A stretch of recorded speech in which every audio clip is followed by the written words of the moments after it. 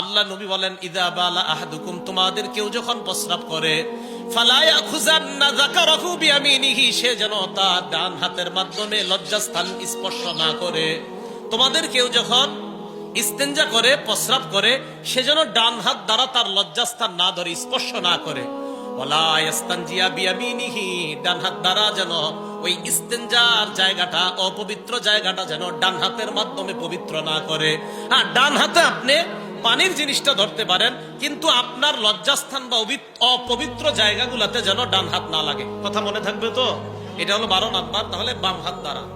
13 number, ইস্তেঞ্জা করার সময় যারা ঢিলা ব্যবহার করবেন, কমপক্ষে 3টা ঢিলা ব্যবহার করবেন। কয়টা?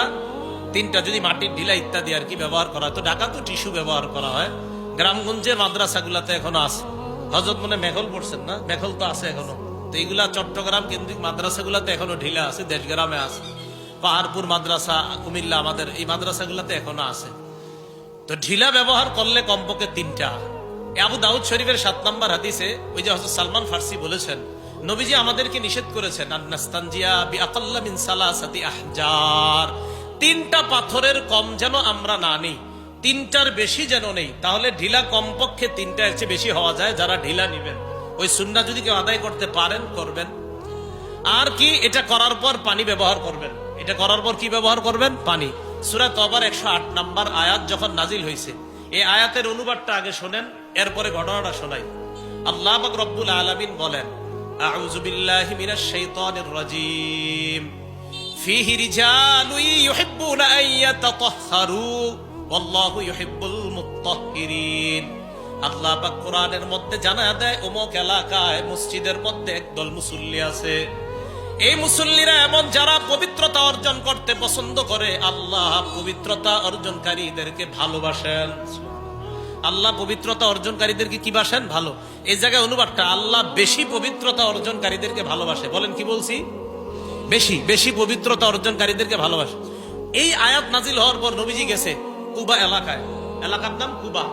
এই কুবা এলাকায় যাওয়ার পর নবীজি কুবাবাসীদেরকে বললেন, তোমরা এমন কি আমল করো, কিভাবে পবিত্রতা অর্জন করো, যে তোমাদের ব্যাপারে আল্লাহ কোরআনে আয়াত নাজিল করে দিছে। তখন তারা বললেন, ইয়া রাসূলুল্লাহ, আমরা ঢিলা ব্যবহার করার পর পানির মাধ্যমে ভালোভাবে পবিত্রতা অর্জন করে নেই। আল্লাহর নবী বললেন, তোমাদের এই পবিত্রতা ডাবল হওয়ার কারণে আল্লাহ তোমাদেরকে অধিক পবিত্রতা অর্জনকারী বলে কোরআনে আয়াত নাজিল করে দিলেন। তাহলে অধিক পবিত্রতা অর্জন করা। তাহলে টিস্যু যারা নিবেন, নেওয়ার পরেও পানি নেওয়া। টিস্যু নেওয়ার পরে কি নেওয়া বলেন? পানি নেওয়া। এটা অধিক পবিত্রতা। বিসমিল্লাহ। 14 নাম্বার, হাড্ডি দ্বারা, কাগজ দ্বারা, কয়লা, এরপরে আপনার শুকনা গোবর ইত্যাদি, এইগুলা দ্বারা ইস্তেঞ্জার জায়গা পরিষ্কার করা যাবে না। আবু দাউদ শরীফের 7 নম্বর হাদিসে আসছে, সালমান ফার্সি রাদিয়াল্লাহু তাআলা আনহু বলেন, নাহানা আন নাস্তানজিয়া বিরাজিইন আও বিআজমিন।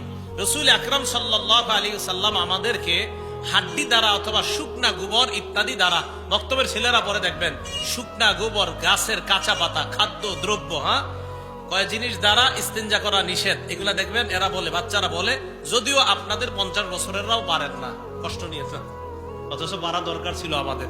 এগুলা এগুলা এগুলা কিন্তু এগুলা ফরজে আইন বিদ্যা, এগুলা জানা দরকার। ওলামায়ে কেরামকে জিজ্ঞাসা করবেন, এগুলা মুসলমানের জানা জরুরি। না, আপনি পবিত্রতা অর্জন করা সঠিকভাবে তো জানলেন না, কষ্ট নেন নাই তো। তাহলে কষ্ট না নিলে শিখে নিয়েন। শিখবেন?